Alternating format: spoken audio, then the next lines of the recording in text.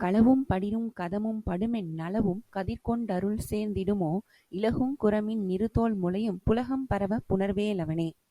இந்த பாட்டு எதுக்கு அப்படின்னு பார்த்தீங்கன்னா, நாம் நல்லதை சூஸ் பண்ணுறதுக்காக, நல்லதையும் சரியானதையும் சூஸ் பண்ணுறதுக்காக. சரிங்களா?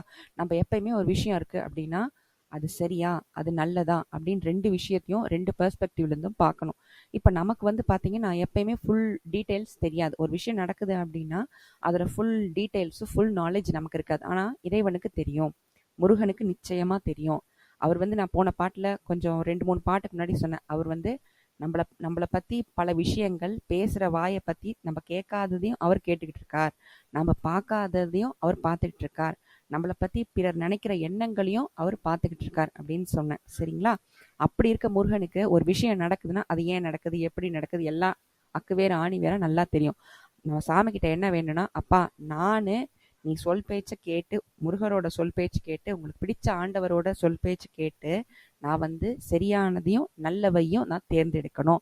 அதுக்கு நீங்க என் கூடவே இருக்கணும். அதுக்கு நான் உங்ககிட்ட பரிபூரண சரணாகதி அடையணும் அப்படின்றது தான் இந்த பாட்டில் சொல்கிறாங்க. இப்போ வந்து நிறைய இந்த பாட்டு மோஸ்ட்டாக யாருக்குன்னு பார்த்தீங்கன்னா பிஸ்னஸ் இருக்கிறவங்களுக்கு, பிஸ்னஸ் ஆளுங்க இருப்பாங்க இல்லைங்களா, அவங்களுக்கு ஒரு நாளில் வந்து நிறைய டெசிஷன் எடுக்கிற வேண்டிய விஷயம் இருக்கும். அப்போ அவங்க வந்து தப்பான டிசிஷன் எடுத்துட்டாங்க அப்படின்னா நிறைய லாஸ் ஆகிடும், இல்லை தப்பாக போயிடும் பிஸ்னஸே கூட, இல்லை பூரண நஷ்டமாக கூட நிறைய வாய்ப்புகள் இருக்குது. அதனால இந்த பாட்டை படிச்சுட்டே வரும்போது முருகன் என்ன பண்ணுவார், அவங்களுக்கு சிறந்த முடிவுகளை முருகனே சொல்லி தருவார், தீய வழிகளில் போகாமல் காப்பாற்றுவார். இது நம்ம வாழ்க்கையில் நல்ல விஷயங்களை தேர்ந்தெடுக்கிறதுக்காக உதவக்கூடிய ஒரு பாடல் இது. மிக்க நன்றி.